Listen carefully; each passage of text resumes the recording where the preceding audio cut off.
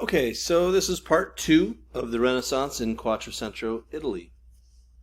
Um, we were looking at um, the Holy Trinity from Masaccio when we left off, and the idea of this atmospheric perspective and linear perspective. Um, so let's take a look here at an image that we've actually seen before in the last chapter. This is the Annunciation. We looked at this by Campan in the last chapter. It's a much different interpretation. This is by Fra Angelico. Fra Angelico is a Dominican monk. He works in a Dominican monastery. Fra is a word for fathers or monks or like this brotherhood.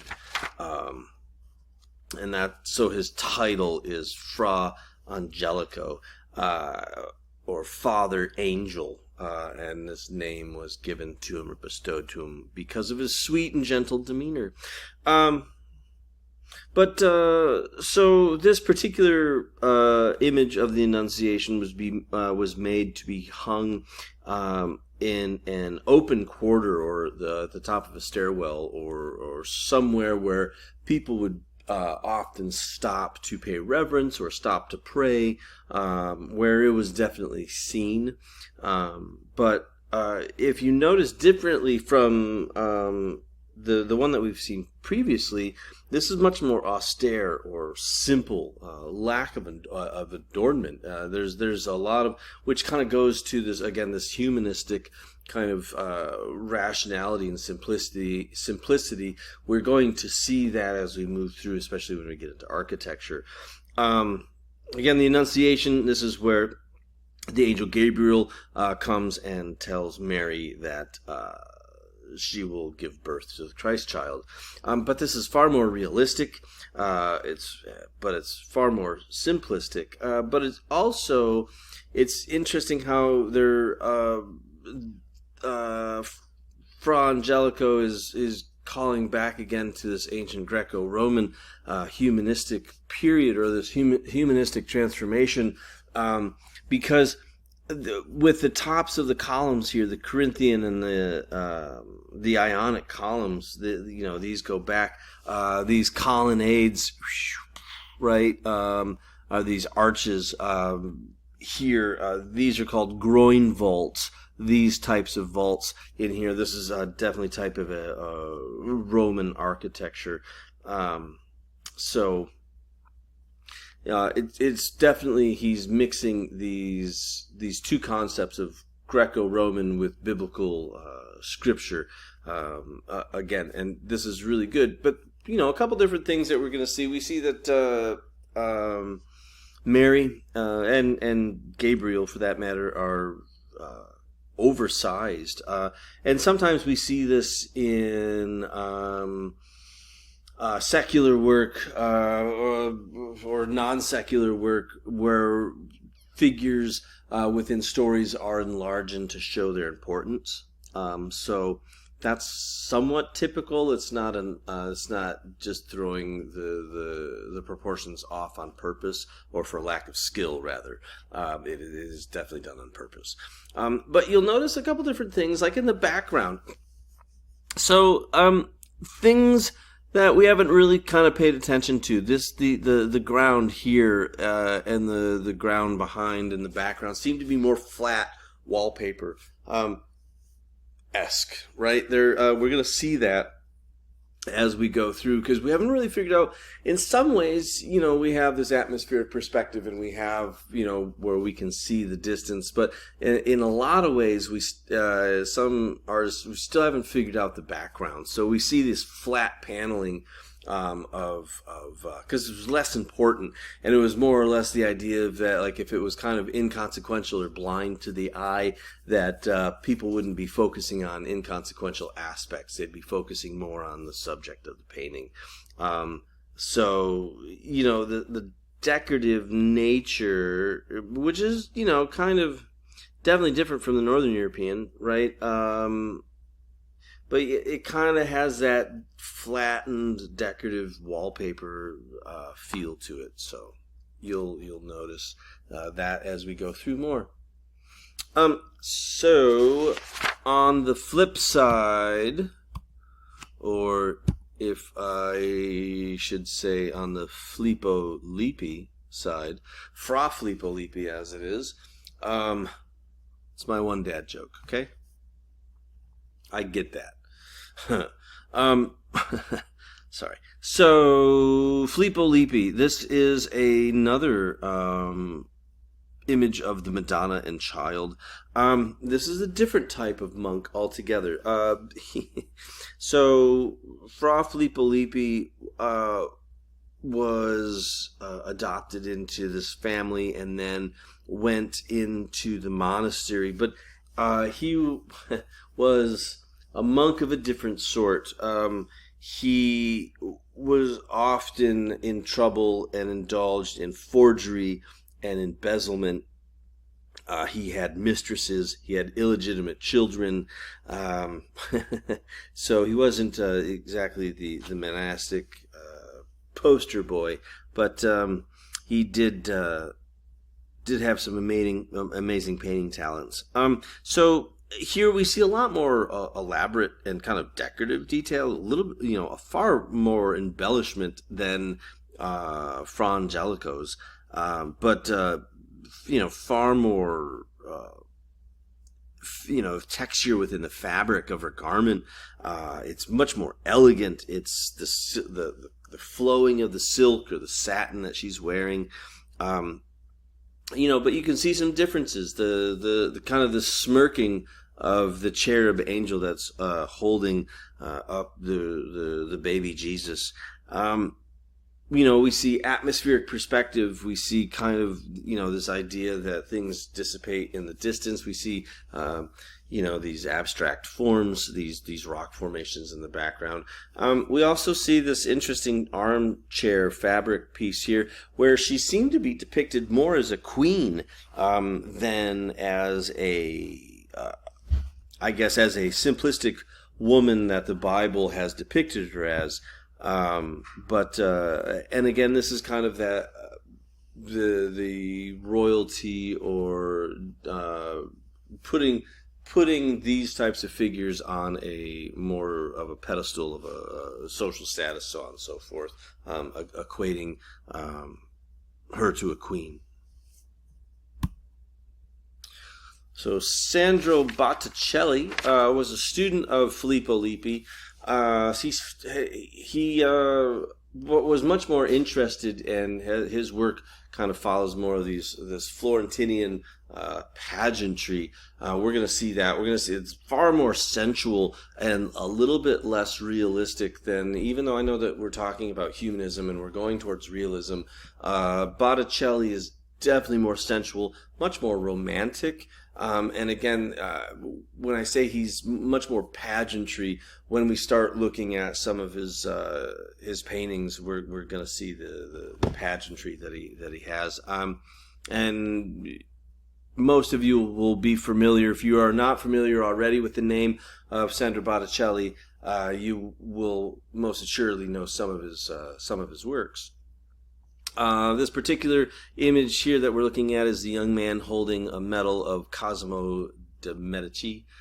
This is a cousin of, so let's take a look at probably his most famous work.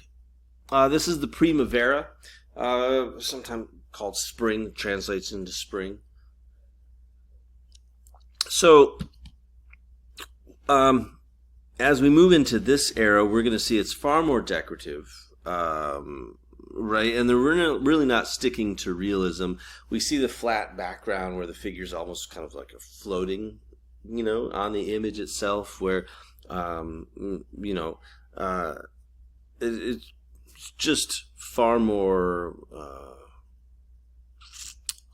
romantic, I guess, and sensual in its depiction, because it's very soft. It's very velvet-like. And as a matter of fact, most of these in the Renaissance that we see were commissioned for furniture. Most of the paintings that we see out of the Renaissance are actually for the backs of chairs and different types of furnitures. And I know that seems very odd to how our sensibilities of art are now, but that was the thing then. This is very similar to that the painting that we looked at from the Northern Renaissance, or the Northern European Renaissance, for the Arnolfini wedding portrait. This is also kind of a social contract sort of a portrait. But we're blending a lot of stuff here. And often we see a little bit more. Botticelli kind of elongates the bodies a little bit to have a little bit more, just a sensuous nature to it, a little bit more flowy, and exaggerates that contrapposto pose that we see in Donatello's sculptures. So we're also going to see a couple different changes here as we move through. Because private art is, public art and private art. Private art is this is a private art because this was made for a wedding. This is a far more like Greco-Roman kind of mythology is going to be more prevalent in private art, where we're going to see public art is more outwardly Christian, still with the Greco-Roman kind of influences, but when we start looking at pieces, you can kind of tell if it's meant for public consumption or private consumption, based on how much mythology it has, or those types of sumptuousnesses that would often be relevant in private consumed or private commissioned artwork. All right, so this is a really, really heavily laden with a lot of metaphors, so I'm just going to kind of quickly break it down for you. So this particular painting is based off of a poem, Metamorphosis, by a Roman poet, Ovid. And it's really about the gods kind of changing form or metamorphosizing into other things. And in this particular, Chloris is metamorphosizing into Flora. And this is depicted here, and we'll take a look at it. But we often see a lot of allegory, we see a lot of metaphor here, but this is really kind of a depiction of kind of social contracts and understanding. So, all right, we see Venus here in the middle. We see her son Cupid, right? Venus is the god of love. Cupid, of course, the god of love that shoots arrows into people. So we see this woman here is Flora. She's pregnant. This is Chloris, and this is Zephyrus, the wind. We look on the left side of Venus, we see the three graces, and then flanked on the other side of the three graces is Mercury. And we know it's Mercury because he's holding a caduceus with a snake wrapped around a stick. Okay, couple different things going on here. Couple. There's a lot of stuff going on. Okay, so the three graces. Let's go there first. The three graces. So in Florence at this point in time, women actually held an extremely powerful and a substantial role in society. They were the faces of the family. They were expected to be elegant. They were expected to be educated. They were expected to be cultured. They were expected to be the relevant individual in the family. They were the ones that were the faces of the family. It wasn't the men. It was the women, the head of the household. So in order for the family to be prosperous, the wife of the newly formed union, the Medici, into the Medici family, they would need to be sophisticated and elegant and cultured and educated and be able to represent the family in public forums. Okay, so, well, why do we know, other than the fact that we know very specifically that this was for a wedding for the Medici family, why do we know this? Why they were commissioned? Why was it commissioned by the Medicis? Well, a few different things. One is the orange groves. These are oranges, and the Medici's family crest or the family symbol are the oranges. We saw that in the Arnolfini wedding as well, right? We also see Mercury holding a caduceus, and a caduceus is the symbol that modern medicine uses, and where we get our term medicine from is Medici, is their name. So that is a reference very specifically to the family. But where the three graces show the woman's role, the man's role is depicted in that of Mercury, where he is shown holding back the storm, these clouds here. He's holding back the storm and brandishing his sword, so as in a way to, a metaphor to protect his family, to protect his house, and to drive away the storms. Of course, let's move to the other side. Flora, Chloris, and Zephyrus. The story here in Metamorphosis is that,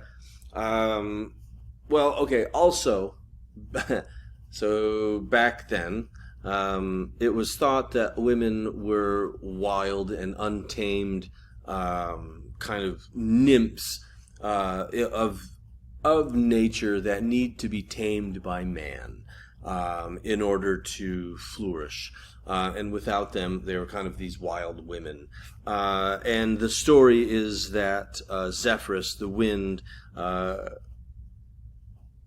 happens upon Chloris in the forest, is taken and captivated by her beauty, and decides that he is going to take her. And in this particular scene, or in this particular story, it is through rape that a woman is subdued and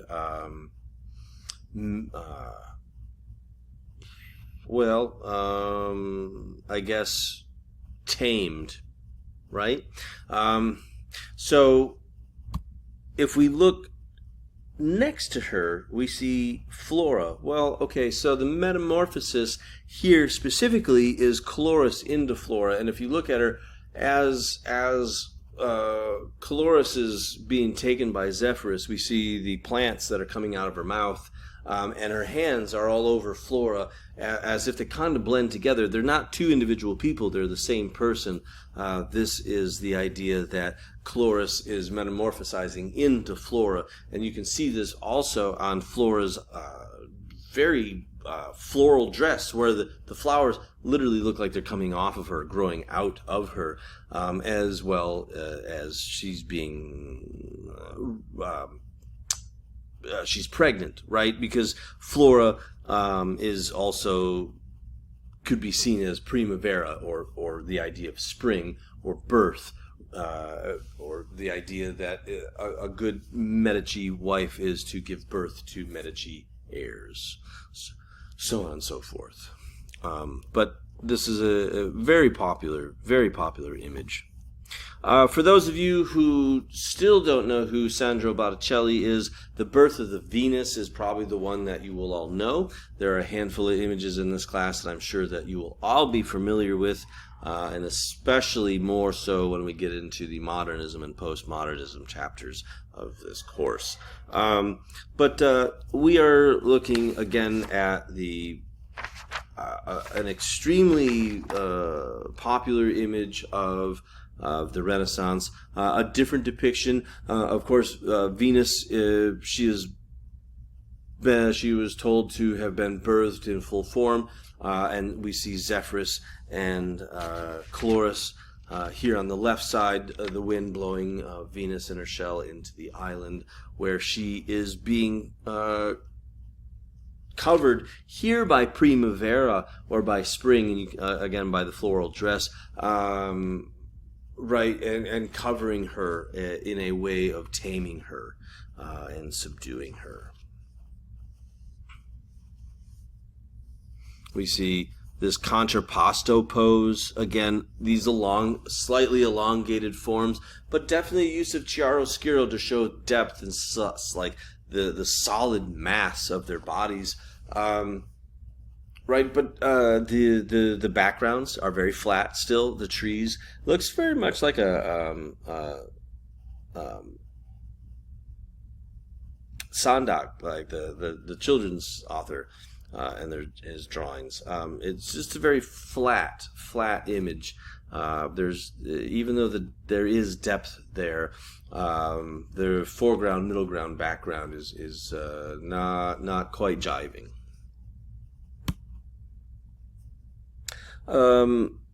So real quick, just a note on some of these paintings that we're looking at. Again, I don't go over all of the paintings in the book, but there are some that I just want to point out that we see a lot of portraitures coming up. And are going to be far more prevalent because what is the most well, the easiest way to talk about self-achievement, personal achievement, and to show all of your good deeds is to have your portrait painted. So secular portraits become extremely common and on the rise during this time to extremely wealthy families. This and the next, I think the next slide, is a series of murals for in the Santa Maria Novella, these personal chapels for the Tornabuoni family, which is another extremely wealthy family that comes to rise in Florence at this time. The Tornabuoni family, Tornabuoni, excuse me, Giovanna, and married Lorenzo, the cousin of Lorenzo de Medici, de Medici. So they're an extremely important and influential family, and often we have precedents, and we've talked about like where patrons and people who commission art have their donor portraits or their portraits painted within a painting. But here, very specifically, we are going to start seeing a different kind of an idea where the people are painted very specifically in the painting.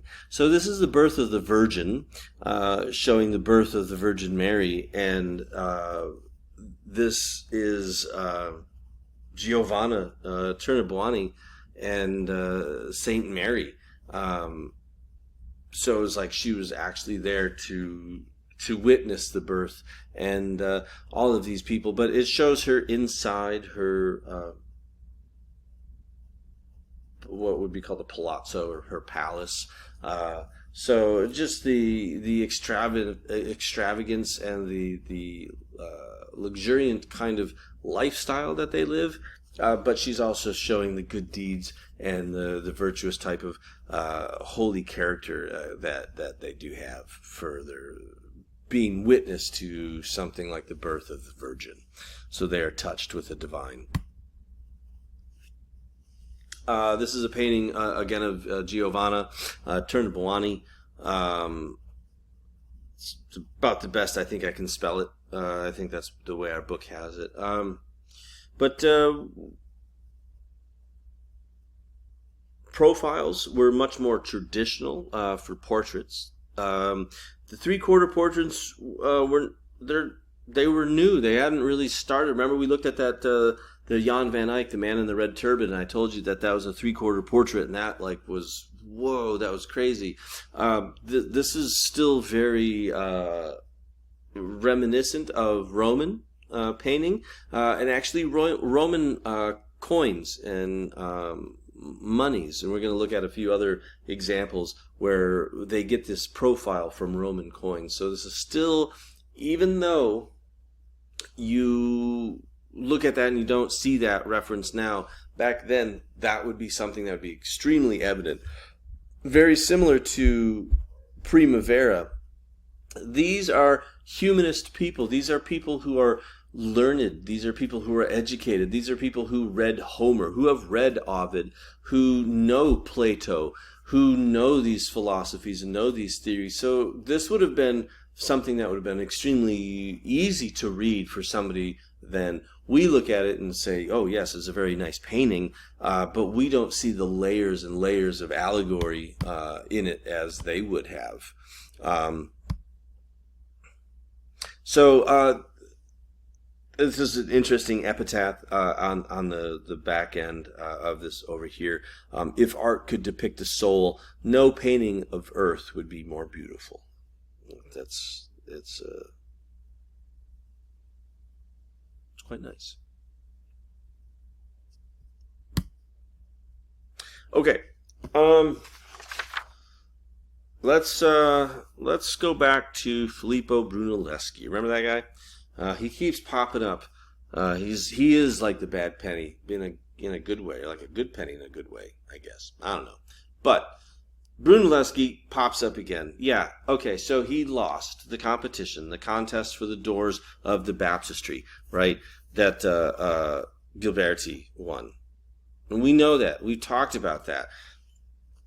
But he won another contest. So remember, I had told you that at the time, and of course there's no pictures of it without, you just have to use your imagination, but there was no dome. The church was not complete yet. Although it was in use, it was not complete. There was no dome. And the Wool Merchant the Wool Merchant Guild of Florence put out a contest for another series of artists to submit work to complete the dome of the church. And several people, much like the doors, the eastern doors of the baptistry, there were stipulations where it was the Old Testament story of Abraham and Isaac. Here, for the dome, it was said that each contestant was given an egg. And their instruction was to figure out how to make the egg stand on its end. Now, the story goes, when Brunelleschi came in to the room where the judges were to submit his work, he had brought that egg back with him, and he had hard-boiled it and slammed it on the desk and said, "There, that's how you get an egg to stand up." And it was because it was hard-boiled, the way it was flattened, when he smushed it against the desk, it was stable. Now, whether that's more fact than fiction, probably the case. But that is the going story. But he won, nonetheless. And remember, he went to Rome, right, with Donatello to study Greek and Roman architecture. And he came up with some really innovative techniques. So instead of doing like a half-round dome like the Pantheon or these ancient Greek structures, he actually made them into panels. And a part of the stipulation was that because the church was in use, right, like people were actively using the church to worship, they could not they couldn't build scaffolding to build the dome. Normally, if the church was being built and it wasn't being used, they'd build scaffolding, they'd make the dome and take the scaffolding down. So he couldn't do that, and he had to invent a far more innovative, I guess, way of doing this. And he came up with this idea of building an interior scaffolding that you could, and these panels that you could essentially work and build the dome from the inside out, with never having any scaffolding, and you would never, it would be easy to get in and out of the completion or the construction of the dome.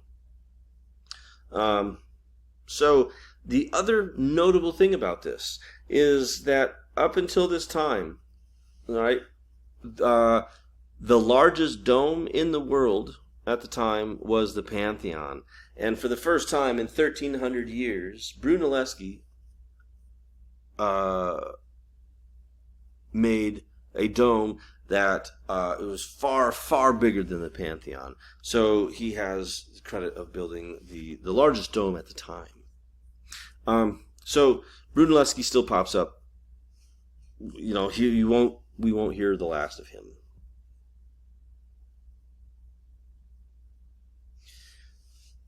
Okay, so let's take a look at probably the most often cited first truly Renaissance piece of architecture. This is a building known as the Hospital of the Innocents, essentially. And it was commissioned by the Silk and Goldsmith Guilds. But it was really the first building to truly embrace the Renaissance architecture from top to bottom. And I'm looking at the idea that this rationality, this order, this repetition of form, these colonnades, right, these arches, all of the Corinthian tops to the columns, the use of pediments. Pediments are this triangular form that would often be seen in Greek and Roman architecture over structures and over columns. It really is kind of this adherence to a strict adherence to this Greco-Roman kind of mentality in building. The arcades, again, very Plutonic in nature. Plutonic meaning, again, perfect forms. We looked at that only God can make a tree. Only God can make a perfect tree, but artists can recreate that tree. So a Plutonic form is always is this idea of searching for perfection, searching for the clean, that perfect form. And what is perfect form? It's clean, it's elegant, it doesn't have excess ornamentation. And when we're going to look at a few different people, Alberti in particular, who is basing a lot of his architectural theory on this ancient Roman Vitruvius, and Vitruvius wrote a book called On Architecture, and it really talks about what architecture should be, what it should be, how it should function, and so on and so forth. So that is what makes it a truly Renaissance piece of architecture, is that it's elegant, it's clean, it's rational, it has order to it. This is an interior of the San Lorenzo chapel, commissioned by the Medici, which after he became the official banker to the Vatican, he helped kind of refinance the rebuilding of this older church. And but it's just these, again, rational order of geometric forms. They're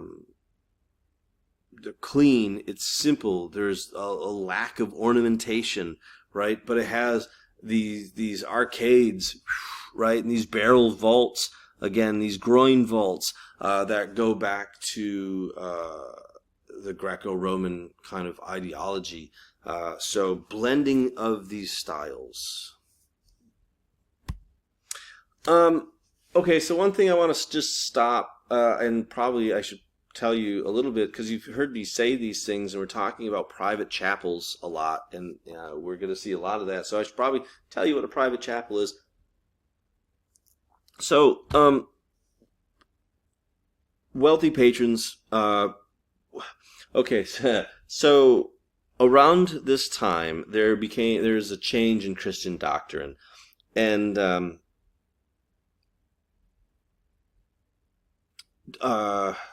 it was a newer kind of ideology within Christianity, but around 1215, the concept of purgatory was officially adopted into the Christian doctrine. Which purgatory, right, is a place that a soul could atone for judgment before either going to heaven or hell. So, with the idea of purgatory, wealthy patrons and wealthy families started buying and commissioning and making these private chapels that were sponsored. That they were built for salvation for the souls of the family members, basically by donating to the church and giving to being charitable, doing good deeds, and having your own private sanctuary to pray in for salvation, you could get into heaven. Basically, buy your way into heaven. We're going to see this as going to be somewhat of an impetus towards the Protestant Reformation, but the idea that, right, this particular one, Brunelleschi, this is the Pisa Chapel, but looking at simplistic geometric forms, rounded arches, we see very geometric shapes. We see the repetition, right, with the Corinthian columns. We see rectangular forms, very rational. We see squares. We see the pediments and the triangles. We see half circles. All right, this is the interior.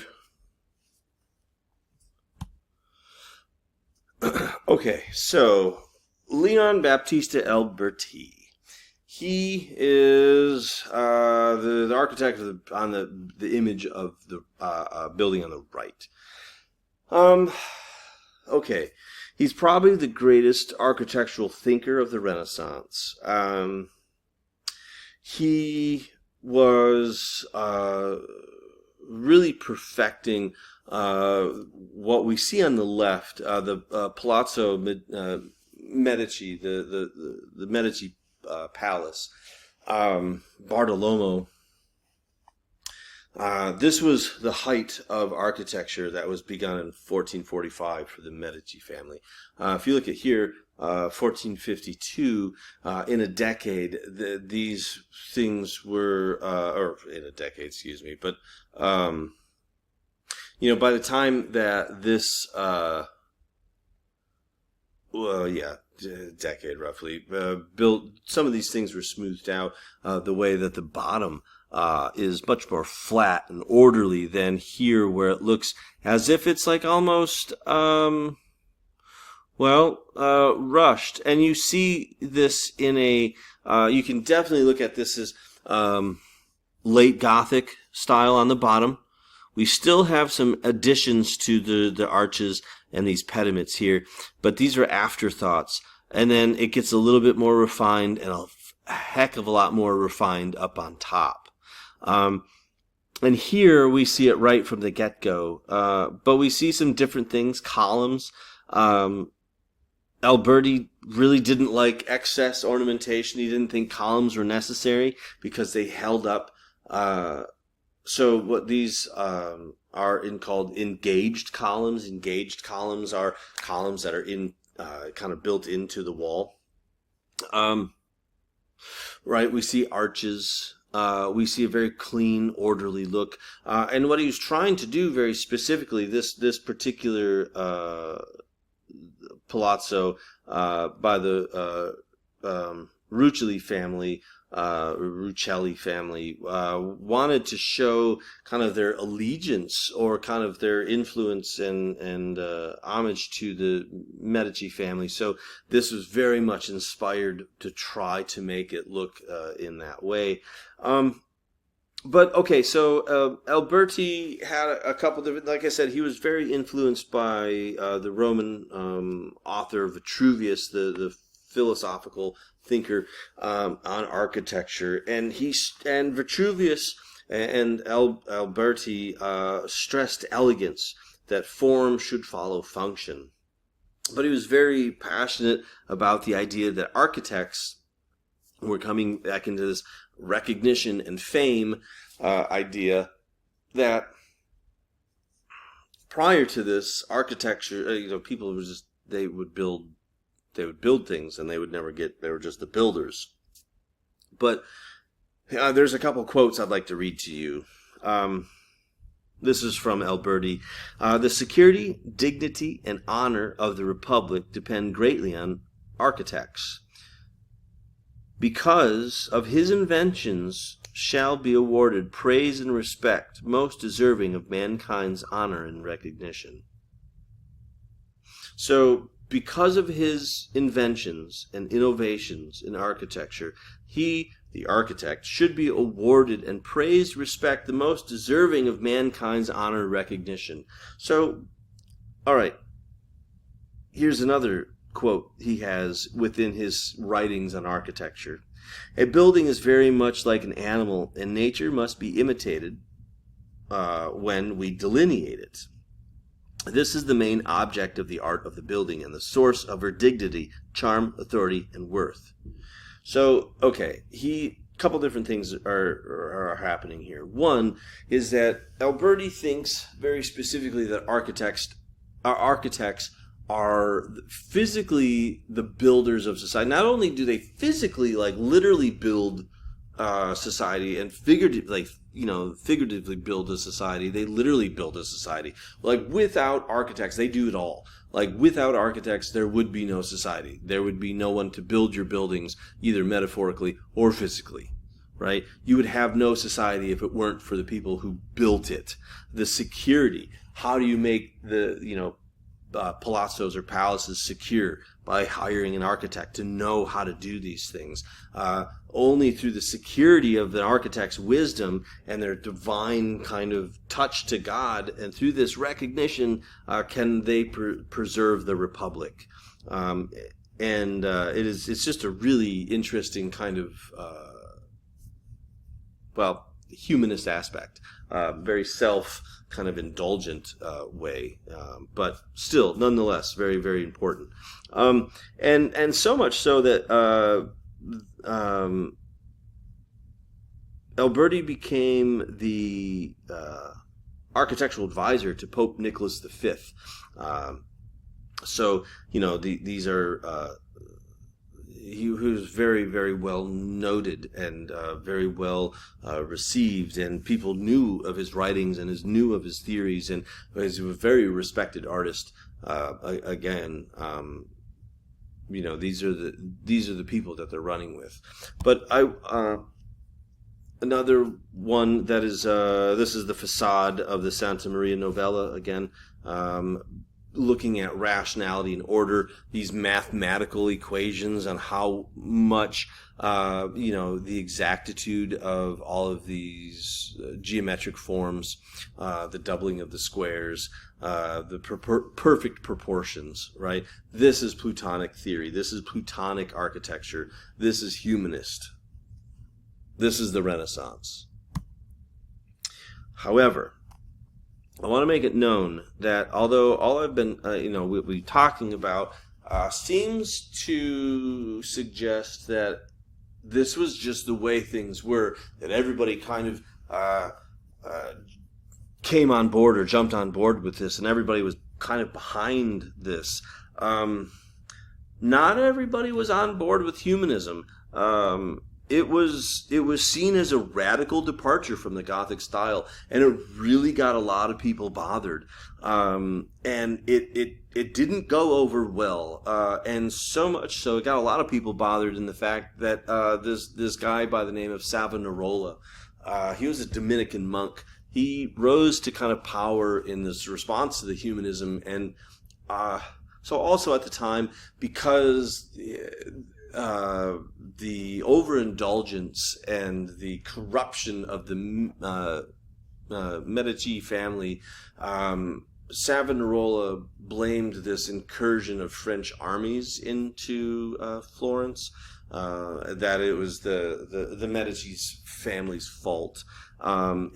Essentially, he drove them out of Florence. He got he this weird reformist priest dictator kind of guy.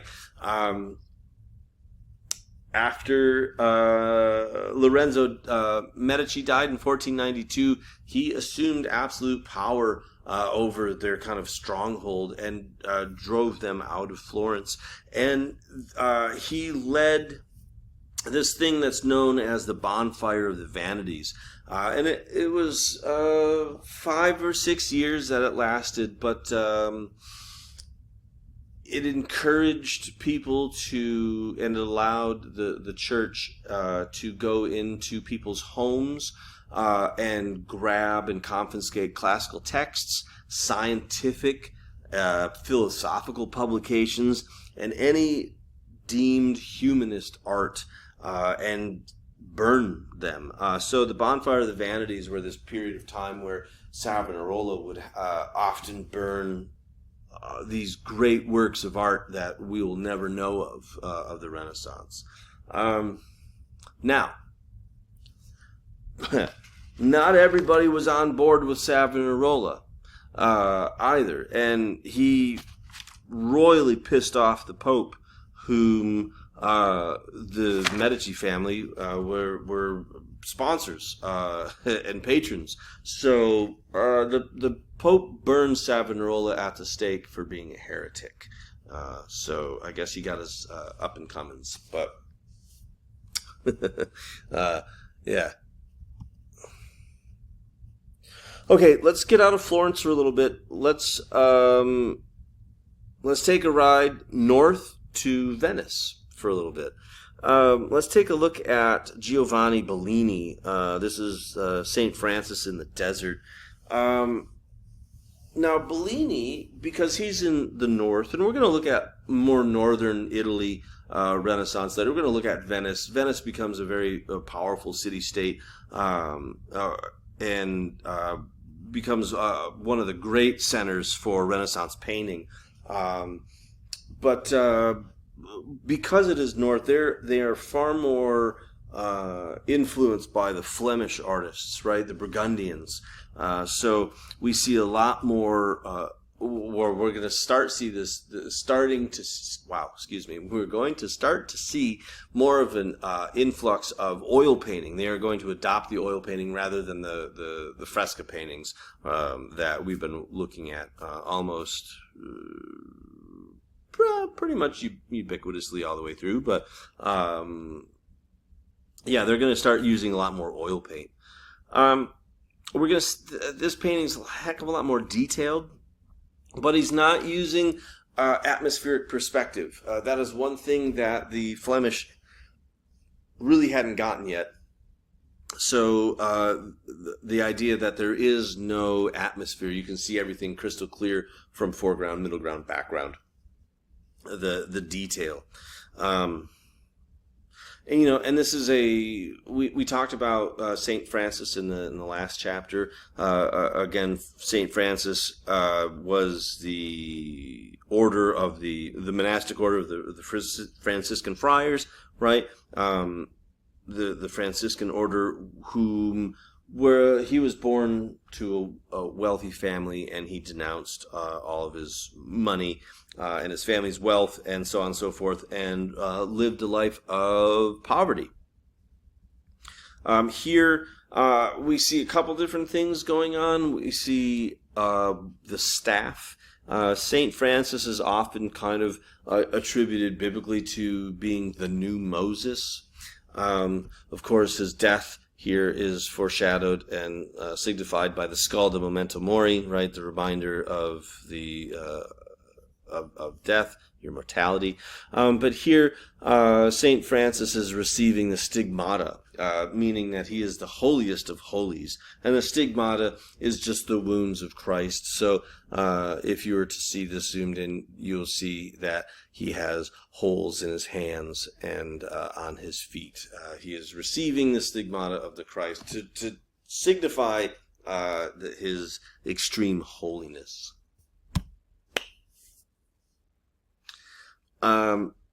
Okay, so this is if we wanted to look at linear perspective, if we wanted to have a good starting point, this would be a great starting point on what one-point linear perspective is. We can literally see the orthogonals, or these sight lines, walking us right back to the vanishing point, right? This is Jesus giving I guess Christ delivering the keys of the kingdom to St. Peter. St. Peter famously is, if we remember the Duomo and the baptistry, that was the St. Peter's Basilica. That is St. Peter is the first pope. And here Christ is giving St. Peter the keys to the kingdom of earth. This painting was commissioned by Pope Sextus IV for the newly completed Sistine Chapel. Yep, that Sistine Chapel, Michelangelo's Sistine Chapel. He hasn't come around yet. But we see this is a difference between the public art and private art that we talked about. This is public art, so this does have Christian ideologies in it, but it also has this Greco-Roman, these triumphal arches, right? And in particular, this is the Arch of Constantine, and this is the arch of the. And often you'll see arches, triumphal arches in ancient Roman times for people who had been made famous, or monuments to people, to rulers, to leaders, so on and so forth. And this arch on the right side is to who commissioned it, again, Pope Sextus IV. It's very orderly, it's extremely clean, it's organized. I mean, look at the trees. The trees are even like perfectly spaced in between. Boom, boom, boom, boom, boom, boom, boom, boom. It has just a mathematical sense to it. It's not very realistic. We're not going to see that. We're not going to see realism, but we definitely see order. We see cleanness. We see it's organized, right? The sense of linear perspective, the sense of chiaroscuro, right? That light to dark, that the enveloping of a three-dimensional form, or the developing of a three-dimensional form. This goes back to those earlier ideas of having paintings subtly reflect these Roman ideologies. Again, these are portraits where it's just a profile. Profiles are again most commonly kind of understood to be in reference to Roman coins, where they would have the emperor on this right engraved on the side in this bas relief. So we're jumping around a little bit. This is kind of the Milan, Naples, Urbino area. These individual little city-states become very, very predominant and cultural hotspots and artistic hotspots throughout, kind of like it pop up like almost like a whack-a-mole, boom, boom, boom, boom, boom, boom, as the Renaissance starts to expand and really take form and take hold. But there are these powerful, wealthy courts that rise to have a high influence, in the art and society and culture during the peak of the Renaissance. And that's kind of what we're seeing here with Piero della Francesca, again, the painting. So this is the Countess Battista Sforza, who had just recently died, and her widow is an amazing patron we see and that we know of in the Renaissance, Federico Montefeltro, the gentleman in the red hat. Now, if we look at the red hat, even though it is not exactly the same thing as the Venetian hat that we see in the Arnolfini wedding, we can start to see, depictions of clothing. We can start to see kind of, where people are coming from. Now, another thing about this, this is oil and tempera on wood, but we see the use of atmospheric perspective in the landscapes behind. But we also, it's kind of an interesting thing. This is kind of a looking at the idea that they're lording over their lands. They rule over their lands. They the the land that we see or the background that we see is their kingdom that they're in charge of. So again, a status of wealth, economic power, status, so on and so forth. That is why these types of images exist. Here's another one from Francesca that is really widely debated, and we don't know a whole lot about, actually. This is the flagellation of Christ, or just flagellation, but this is the flagellation of Christ in front of Pontius Pilate. But it really takes a back seat. Like, this is what the painting is about. But it takes a back seat to these three people. And these three people are what makes this painting so controversial, because we don't know who they are. We have no idea. There have been many interpretations. It could be King David. It could be an Ottoman Turk from the capture of Constantinople. It could be an Asian person. This person I've read, or this seems to be like a silk dragon robe, either from trade or from the Orient. So I mean, there's maybe they're metaphorical people. Maybe they're not actual people. We don't know. But whatever it is this humanistic viewpoint of the world, because whatever is going on here, the conversation is more prevalent than the flagellation of the Christ. Right? So putting people and those types of things first.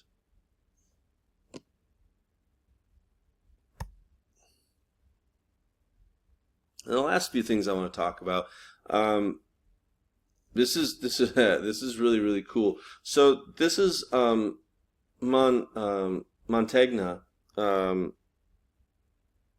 and this room. We looked at a term called trompe-l'oeil earlier, and trompe-l'oeil is this French term to fool the eye, right? So this room is not. Well, I guess, how do I want to say this? This is a flat ceiling, just like you'd have in your house right now. All of these arches, all of this architectural is painted.